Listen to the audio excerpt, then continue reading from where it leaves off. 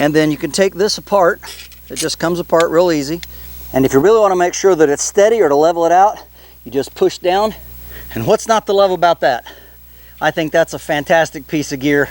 Hello, welcome to WayPoint Survival. Today, I want to talk to you about how to make your very own 1909 folding grill. Stay tuned. Some time ago, when flipping through an old magazine or a book, I don't remember which it was, I came across this ad, which was this amazing triangular shaped folding grill.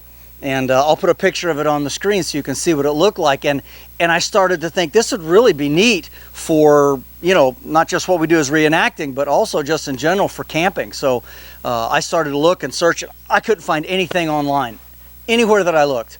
And did find, of course, as it says, was patented in 1909. I think they were manufactured in 1910. You can see that it was $1.50 when they were first sold. I wish I could have bought a few.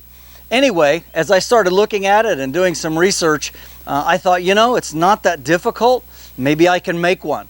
So I went down to Tractor Supply and got a few things that I needed, a couple of different sizes of angle iron, angled steel, mild steel, and then a piece of flat steel. And with that in hand, I started to look at the picture and then try and figure out if I could make this and see if I could figure out all of the dimensions and how it would all go together so it would fold upright into one tube. So let me show you how this works. So it folds out like this from the side, and then you can fold this out like that.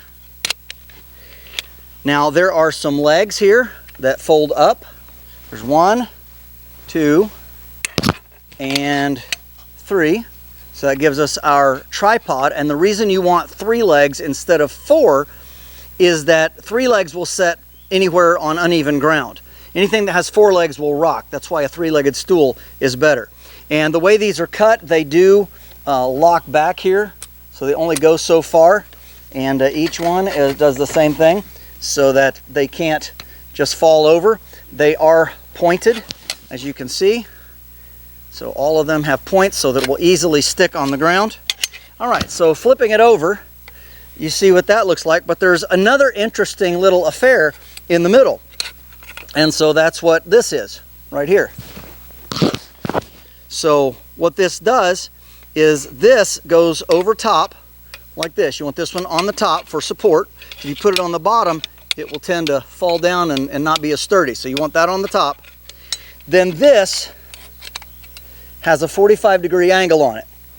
And so you can put that underneath, and notice there's little holes here. And then this piece here, this one swings up on the top, just like that, and it's held in place by friction. And there are holes drilled here so that you can, if you want, drop little pins, one here and one here, and that makes that a lot more rigid. And now, I'd like to thank the sponsor of today's video, Electric E-Bikes. With summer fast approaching, it's time to think about enjoying the great outdoors. And with a great e-bike like the Electric XP4, it's easier than ever. And with the price of fuel these days, having a range of up to 85 miles on a single charge is a real benefit. The frame has a solid feel, both on the open road as well as on backcountry trails.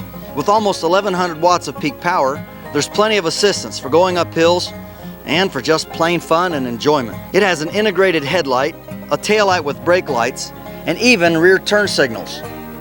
With a weight of only 69 pounds, it also easily folds up for transport or storage.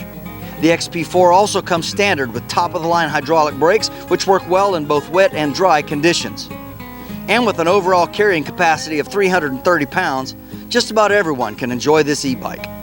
So if you'd like to get outside this season and once more enjoy the thrill of the open road on your very own electric e-bike, you can either scan the QR code that's showing on your screen, or you can click the link in the description box down below. And when you do order, make sure and click on the offer to receive a free e-bike cover using the discount code WayPoint at checkout.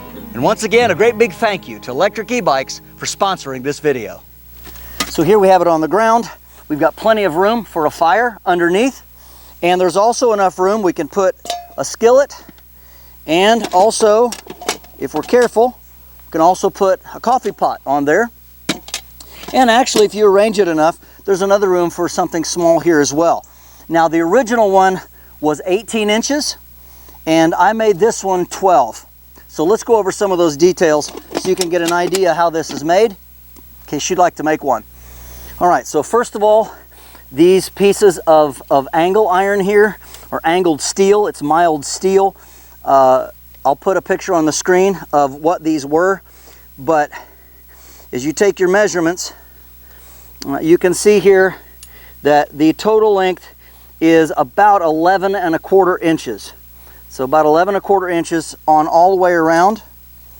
So these are 12 on this one, and this one is 12. So I misspoke. So I've got two that are 12, and then this back one for folding was about 11 3/4. So this back one is 1/4 inch shorter than these two.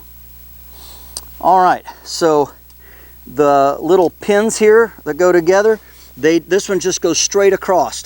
You can see that, and you'll have to cut and measure this to fit, but we're looking at about, let's see here, 5, 6, about 6.5 inches for that one.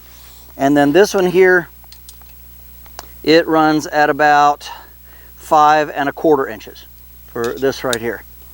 So that's what you want. Now you can make these legs as long as you want them, but the important thing is that it folds up within the footprint of everything else to make it more compact. And so these legs, the total length of them, I'm going to measure them out, is we are right at 11 1/4 inches total. So from here to here is 11 1/4. Again, you can see they've been ground off and sharpened. And then for my hinges, for these pins, I didn't have any blacksmith pins. So what I ended up using was I used 8-penny nails. So I took these 8-penny nails and I used some nippers, some metal cutting pliers, and I cut them off real short. And then you can see where these two little holes are right there. This is for instance, this is one of the pins that you can use to hold it together. You get those holes lined up and you put your little short nail in through there, and then you take a hammer and you get in here and find the corner, and then you just start peening it over until you get a nice joint. And you can see here what this looks like. This is the nail part that was cut off, and on the inside you can see the remains of the head. So that's what that looks like. And like I said, you can use some kind of nails or pins if you want to hold it together. It doesn't really need it. It works pretty well the way it is. So pretty neat construction. Like I said, you get this on top of there, put that together. This piece, this angle piece, goes against this, and then this will rotate over and on top, and then that holds that pretty firmly. And if you want to carry some extra pins, you can pin that there, and then one more right here. We have holes drilled for both of those, and now the whole thing is super sturdy. It won't fall apart. You don't have to have these extra nails here or pins to hold it together, but it does make it a little more rigid. And then of course the legs, as they fold out, you can kind of get a good idea of what that looks like. All right, so let's take it apart and fold it up so you can see what that looks like. So we take this pin out here and this one. Just lay those aside here. Like I said, they're actually just 8-penny nails. And then you can take this apart. It just comes apart real easy. And probably the biggest challenge to this was figuring out how everything would fit together without going on top of each other. So it has to nest pretty perfectly. So once we get that folded in under there, you can see got those folded in. Then you want to come in here and fold this in. Of course, you can fold these legs down like that. You fold this one down like so, and that comes together, and there we are. It all folds, works pretty good, and I think this is a fantastic project and just something really worth making. It took me a few hours to get it figured out because, again, even though there's a patent from 1909, there aren't any real good drawings, so not that I could find or that I was looking at. So, but I think this works pretty well, and even without the extra pins, it holds together pretty good, as long as you remember to put this over top of that one and not underneath it, because obviously that's too much play. That right there supports your pot and your stove, whatever you want to put on there, and there's plenty of room underneath for a pretty decent sized fire. And if you really want to make sure that it's steady, or to level it out, you just push down and those points will go into the ground. You can level it up and it's nice and sturdy. I mean, that is solid. So very, very happy with the way it turned out. Again, pot, room for our coffee, and then another corner for something else that we can warm up. So if you want to keep your coffee in a cup or something like that warm, yeah. If you would want to make it bigger, if you'd want to do that, you could leave a little bit more room.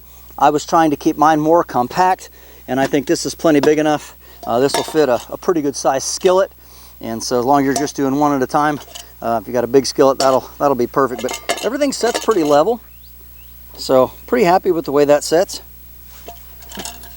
And most of all, I'm happy about how it all came together, and that it actually folds and fits.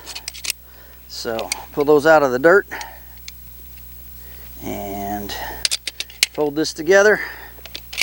Put all of these legs down in their proper place. There you go. And what's not to love about that? I think that's a fantastic piece of gear, and it's something that I'm going to be using.